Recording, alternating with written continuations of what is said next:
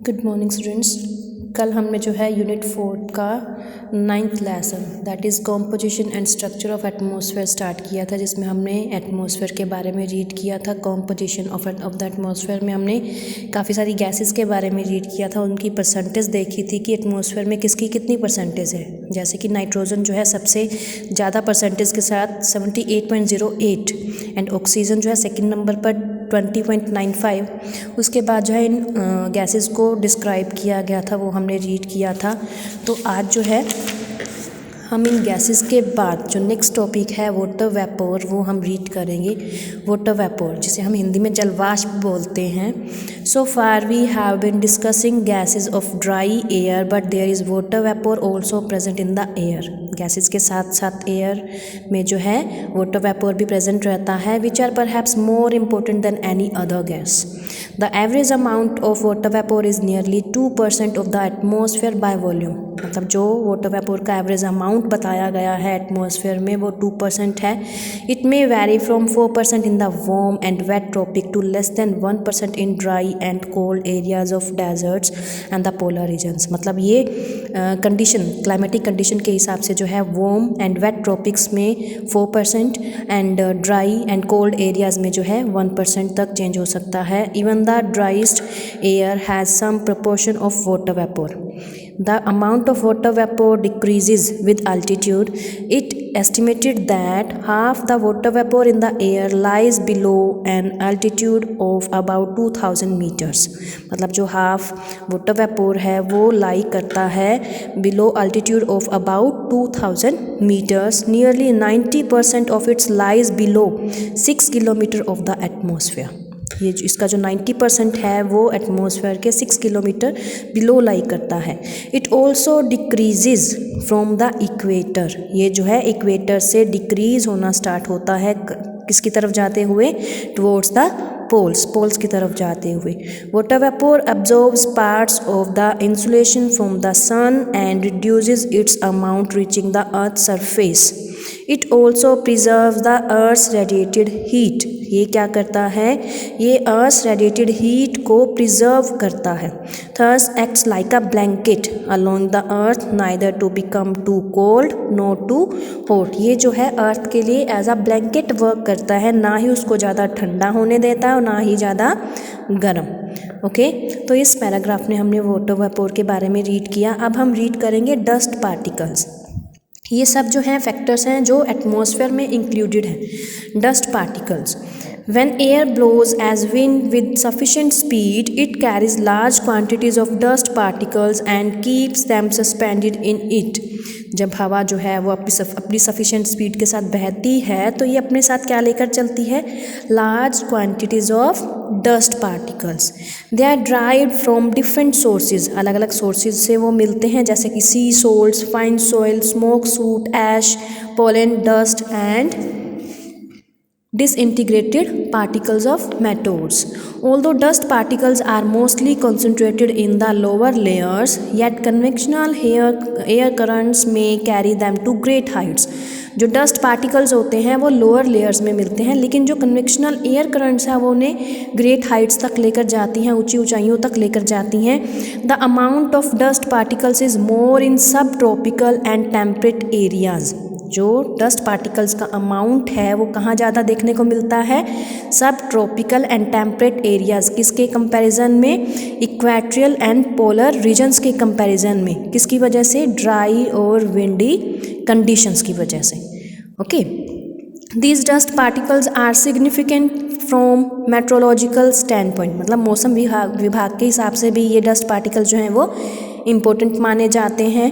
Many of them act as hydroscopic nuclei around which water vapour condenses to produce clouds. ये जो water vapour है वो क्या produce करते हैं, क्लाउड्स, बादल।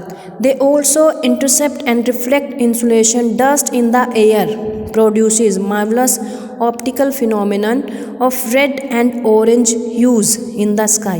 डस्ट जो है वो क्या प्रोड्यूस करती है, रेड एंड ऑरेंज ह्यूज जो है स्काई में प्रोड्यूस करती है। कब, at the sunrise and the sunset, जिन्हें किस नेम से जाना जाता है, dawn and dusk. Besides, dense haze and smoke plus fog are also caused due to the presence of dust particles. मतलब जो ये smoke है वो भी इन dust particles की वजह से ही होती है.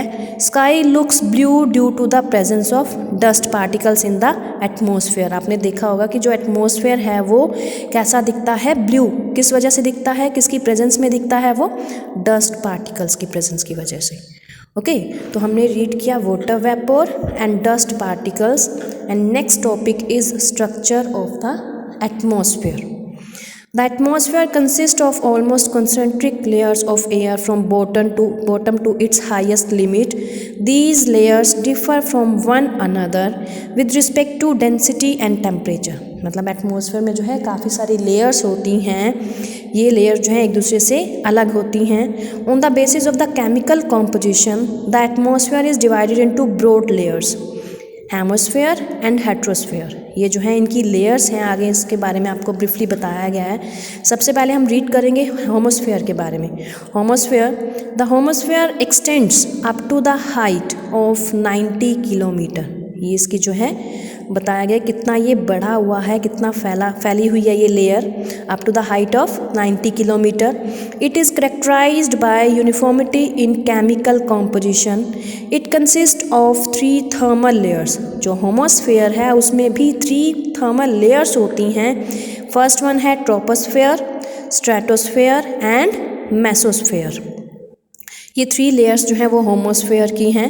Each sub layer is separated from the adjoining layer by a shallow transitional zone identified by terms ending with pose.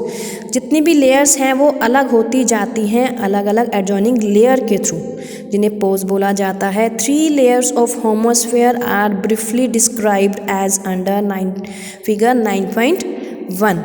अब देखो फिगर 9.1 में आपको इन लेयर्स के बारे में बताया गया है. Okay the structure of the atmosphere. सबसे पहले ट्रोपोस्फेयर है, स्ट्रेटोस्फेयर है, मेसोस्फेयर, आइनोस्फेयर एंड एक्सोस्फेयर. ये इनकी लेयर्स हैं. तो आपने इस डायग्राम को अच्छे से देखना है. इसमें जो है टेम्परेचर वगैरह भी बताया गया है, हाइट भी बताई गई है इन लेयर्स के अकॉर्डिंग. ओके तो अब जो है सबसे पहले जो होमोस्फेयर की फर्स्ट लेयर है ट्रोपोस्फेयर, उसके बारे में हम रीड करेंगे.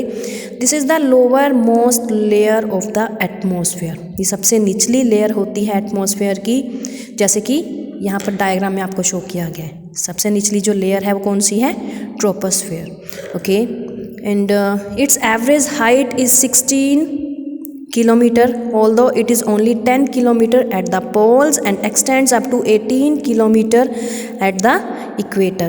इसकी जो एवरेज हाइट बताई गई है वो बताई गई है 16 kilometre and it is only 10 kilometre at the poles. ये पोल्स पर कितना होता है, 10 किलोमीटर, और बढ़ता है 18 kilometre up to at the equator, और इक्वेटर पर 18 किलोमीटर हो जाता है.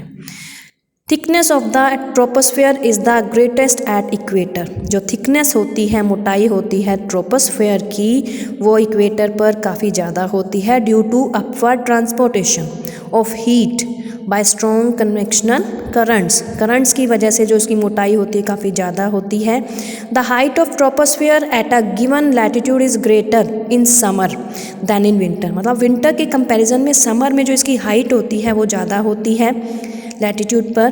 Temperature decreases with height in this layer. जो टेम्परेचर है वो हाइट के साथ साथ डिक्रीज होता जाता है, रफली at the rate of 1 degree Celsius for 165 metres और 0.65 degree Celsius per 100 metres of ascent.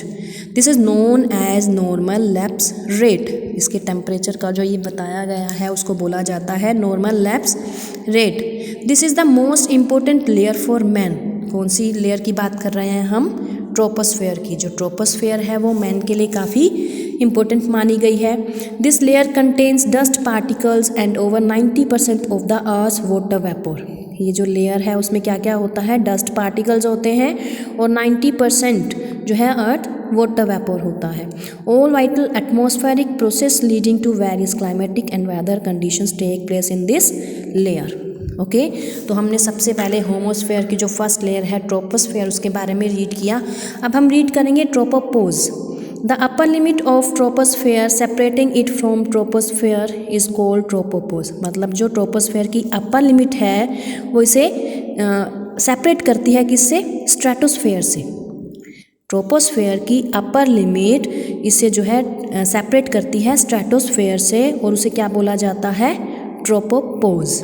This is a very unstable and thin layer. ये जो है अनस्टेबल होती है, काफ़ी पतली लेयर होती है। इसकी थिकनेस कितनी बताई गई है? 1.5 kilometre. Temperature stops falling and convection current cease to function at this height. The air temperature at the tropopause is, tropopause पर जो एयर टेम्परेचर होता है कितना होता है? -80 डिग्री सेल्सियस। कहाँ पर? Over the equator. And about -45 degree Celsius over the poles. Equator पर जो टेम्परेचर होता है ट्रोपोपोज का वो होता है -80 डिग्री सेल्सियस एंड जो इक्वेटर पर पोल्स पर होता है वो होता है -45 डिग्री सेल्सियस। ओके उसके बाद है It is apparently a paradox that the lowest temperature in the atmosphere is vertically overhead the equator rather than over the poles. This is due to the fact that troposphere extends up to a height. जो troposphere है वो extend बढ़ता है, फैलता है कितना? 18 kilometre की height पर at the equator, whereas it is only 10 kilometre at the poles. और पोल्स पर जो इसकी हाइट होती है वो होती है सिर्फ 10 किलोमीटर। ओके तो इसमें हमने रीड किया ट्रोपोपोज के बारे में। अब हम रीड करेंगे, देखो यहाँ पर ये डायग्राम दिया हुआ है जिसमें आपको टेम्परेचर भी जैसा आपको यहाँ पर बताया गया ट्रोपोस्फेयर में बताया गया, ट्रोपोपोज में बताया गया, वैसे इसमें आपको टेम्परेचर भी बताया गया। साथ में ये भी बताया जा रहा है कि कब ये डिक्रीज़ होता है, हाइट के साथ इंक्रीज़ होता है या डिक्रीज़ होता है, कितना इसमें टेम्परेचर रहेगा। देखो यहाँ पर सारा ये टेम्परेचर भी दिया गया है और जितना भी जो भी लेयर है उसका नेम भी क्लियर किया गया है। अब हम सेकेंड जो इसकी लेयर है, हमने इसमें होमोस्फेयर की 2 लेयर्स के बारे में रीड किया। फर्स्ट थी ट्रोपोस्फेयर एंड सेकेंड थी ट्रोपोपोज। अब हम रीड करेंगे स्ट्रेटोस्फेयर के बारे में। ओके स्ट्रेटोस्फेयर क्या है? It extends up to a height of 50 kilometre.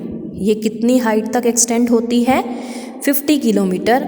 It is thicker at the poles than at the equator. ये इक्वेटर के कंपैरिजन में पोल्स पर ज़्यादा थिक रहती है, मोटी रहती है।